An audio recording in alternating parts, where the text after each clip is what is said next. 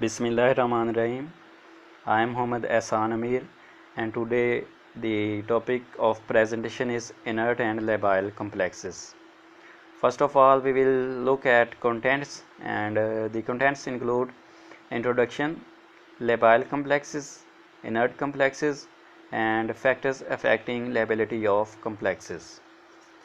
Okay जी, introduction. The complexes which rapidly exchange their ligands with other species are called labile. ऐसे complexes जो rapidly अपने ligands को exchange कर लें दूसरे लिगेंड्स के साथ, उन complexes को labile complexes कहते हैं। या दूसरे अल्फाज में ऐसे complexes जिनका रिएक्ट करने का रेट जो है फास्ट हो, उनको labile complexes कहते हैं। और ऐसे complexes जिनका रिएक्ट करने का रेट जो है स्लो हो, उनको inert complexes कहते हैं। And the third point is lability is not related to the thermodynamic stability of a complex. It means inert और labile ये दो डिफरेंट काइनेटिक टर्म्स हैं, और स्टेबल और अनस्टेबल ये दो डिफरेंट थर्मोडाइनामिक टर्म्स हैं। एक अगर कम्प्लेक्स है, अगर एक कम्प्लेक्स labile है जिसका रिएक्शन जो है, रिएक्शन का रेट जो है वो फास्ट है, तो इसका मतलब ये नहीं कि वो अनस्टेबल होगा, वो स्टेबल होगा। और अगर एक कम्प्लेक्स इनर्ट है जिसका रिएक्शन रेट जो है स्लो है, इसका मतलब ये नहीं कि वो स्टेबल है, वो अनस्टेबल हो सकता है। बात करने का मकसद ये है कि इनर्ट या लेबाइल ये दो डिफरेंट काइनेटिक टर्म्स हैं, और स्टेबल और अनस्टेबल ये दो डिफरेंट थर्मोडाइनामिक टर्म्स हैं। एक जो है इनर्ट कम्प्लेक्स वो स्टेबल भी हो सकता है, अनस्टेबल भी हो सकता है, और बिल्कुल इसी तरह एक लेबाइल कम्प्लेक्स स्टेबल हो सकता है, अनस्टेबल हो सकता है।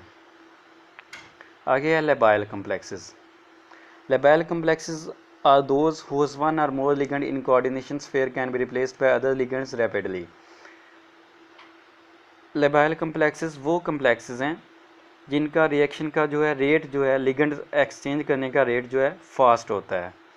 और क्वांटिटेटिवली ये ऑब्जर्व किया गया है कि ऐसे complexes जिनमें लिगेंड्स की रिप्लेसमेंट होती है, अगर वो रिप्लेसमेंट 1 मिनट से पहले या 1 मिनट पर 1 मिनट तक हो जाए ऑर्डिनरी रूम टेम्परेचर पर, ऐसे कम्प्लेक्सेस को हम लेबाइल कम्प्लेक्सेस कहते हैं।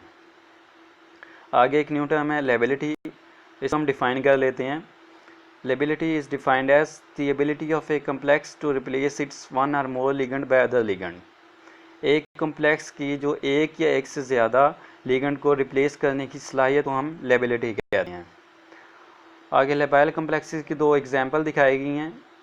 एक ये है, इसका नाम है टेट्रासियानो निकलेट 2, और सेकंड एग्जांपल ये है हेक्सा एक्वा क्रोमियम 3। ये दो लेबाइल कम्प्लेक्सेस की एग्जांपल्स हैं। आगे है inert complexes. Inert complexes are those whose one और more ligands can either not be replaced और can be replaced with difficulty by other ligands. Inert complexes ऐसे complexes हैं जिनमें या तो जो लिगेंड्स जो रिप्लेस ही नहीं होते, या अगर रिप्लेस होते हैं तो बहुत उनका रेट जो है रिप्लेस होने का बहुत स्लो होता है। और एक क्वांटिटेटिवली ये ऑब्जर्व किया गया है, those complexes which undergo ligand replacement in many hours at 25 Celsius and 0.1 molar concentration are inert complexes.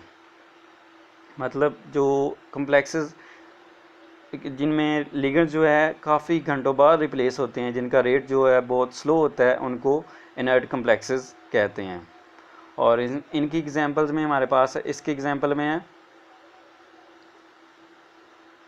Hexa ammonium cobalt 3। अगर इसको हम रिएक्ट करें HCl के साथ तो ये बजाय तो रिएक्शन तो हो जाएगा, लेकिन इसका रेट जो है बहुत स्लो होगा।